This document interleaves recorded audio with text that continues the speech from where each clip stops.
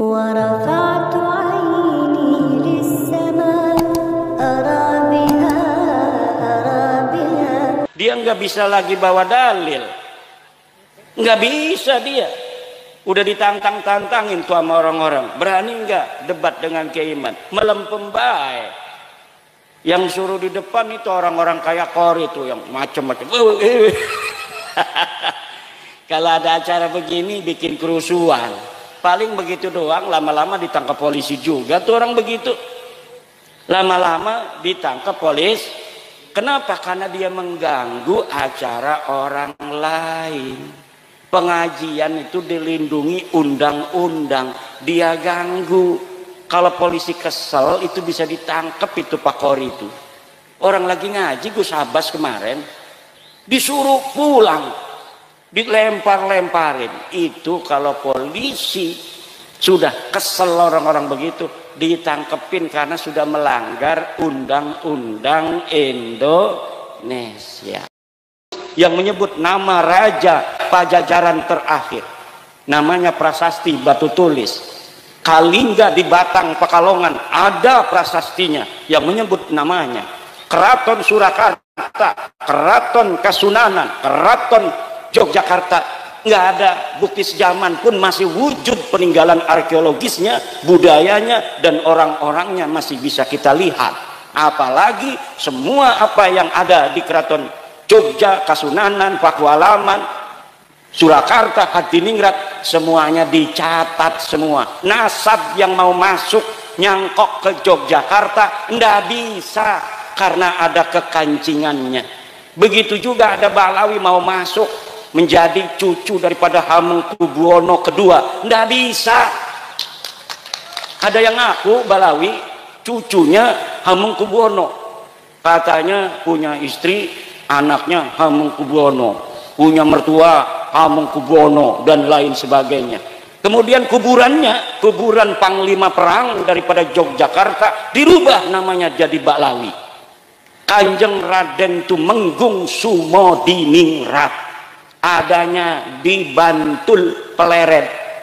Dia pahlawan karena dia perang dengan Inggris, lalu Inggris kalah, tetapi beliau meninggal dunia di masjid, dipenggal lehernya sebagai seorang kesatria tahun 1811. Namun hari ini orang Jawa asli itu makamnya jadi bin Yahya.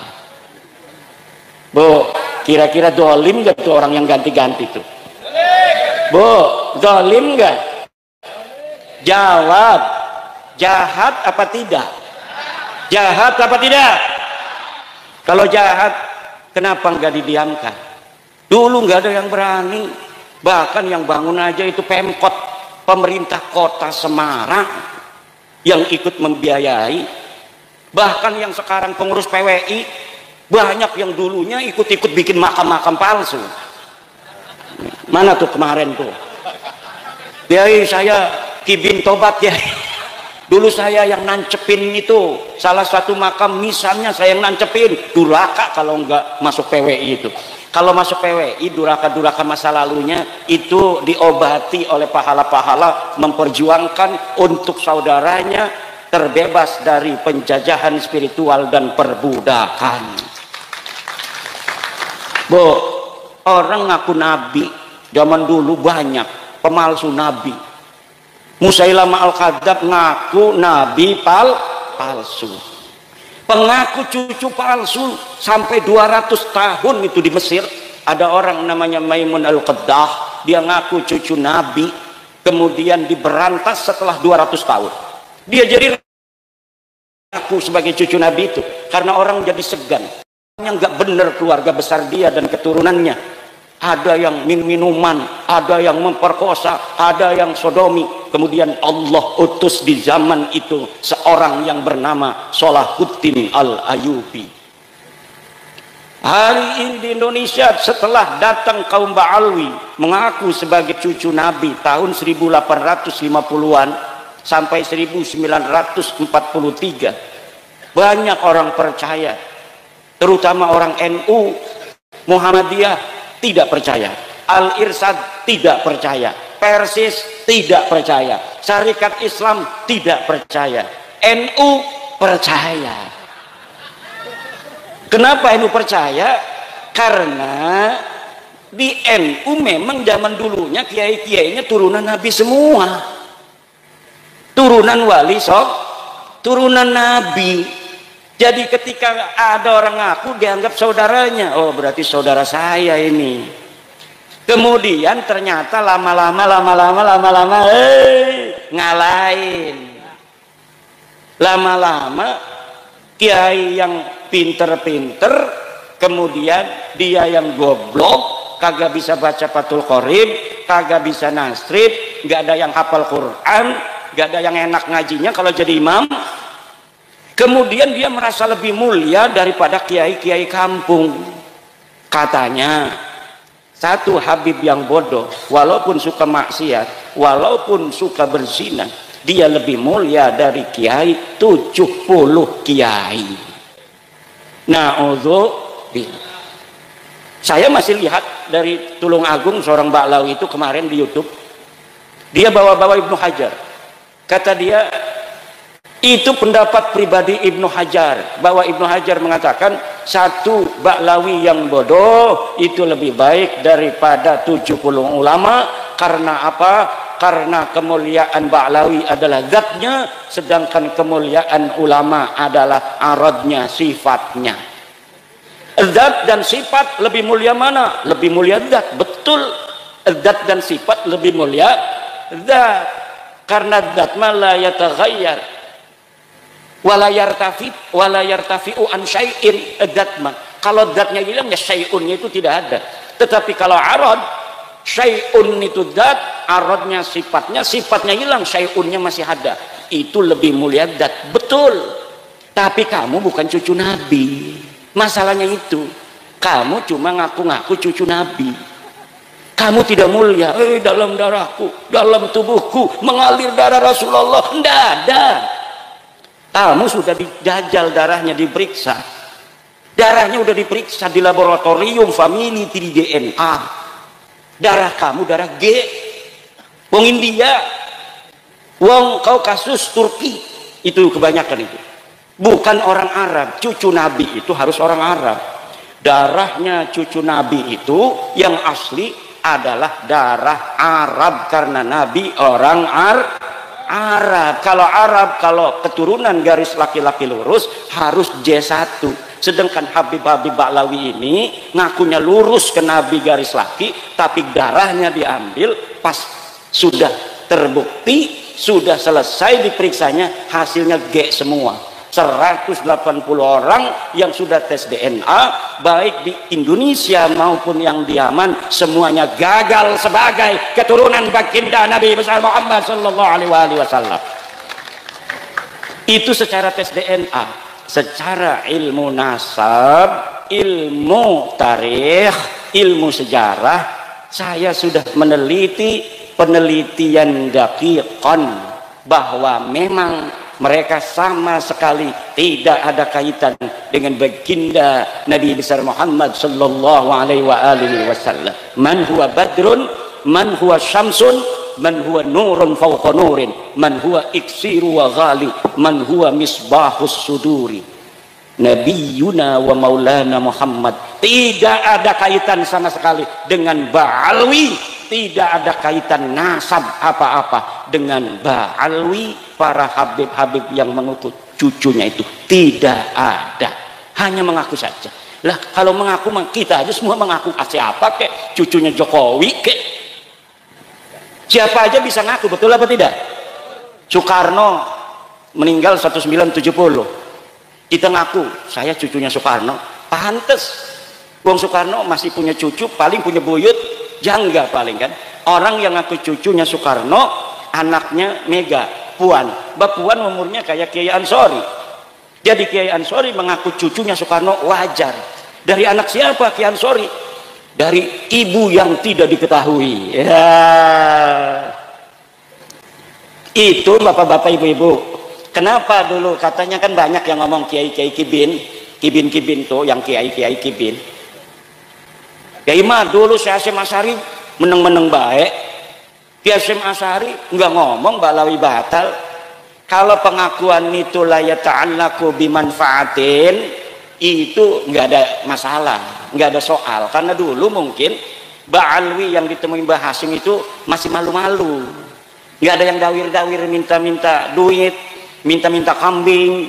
Kalau lagi haulan dia pengen dikirim kambing 1 truk, betul apa tidak?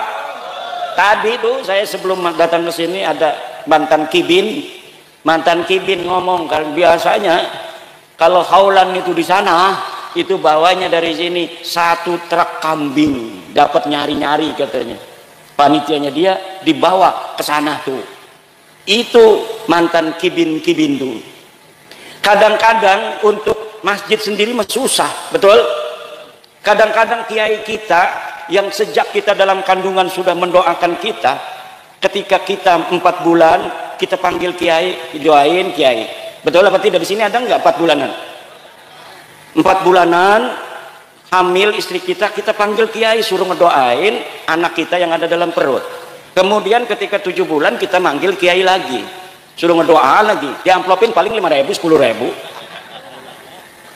Kemudian ketika lahir manggil lagi kiai lagi, namanya nyuguh tamu, doa lagi. Nanti dapat 7 hari manggil lagi, suruh nyukur rambut, doa lagi kiai itu.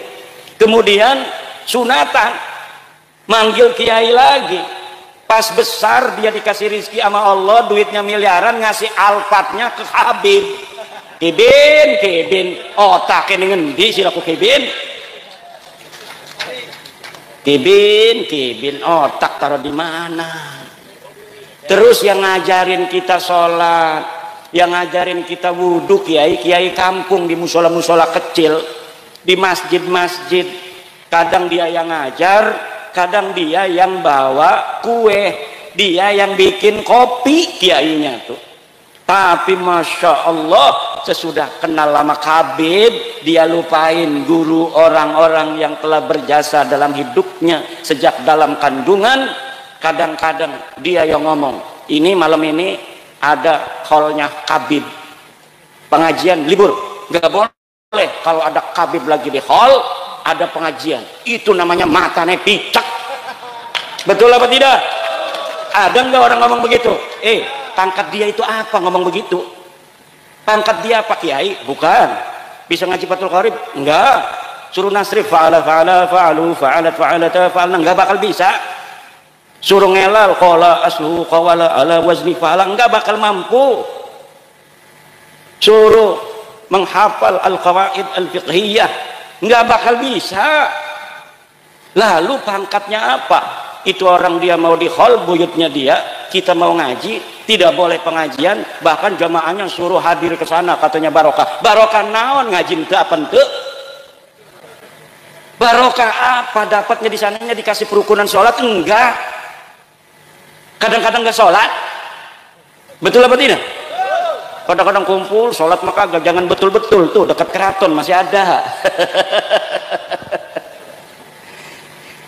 Bahkan kota kita banyak yang dipakai-pakai.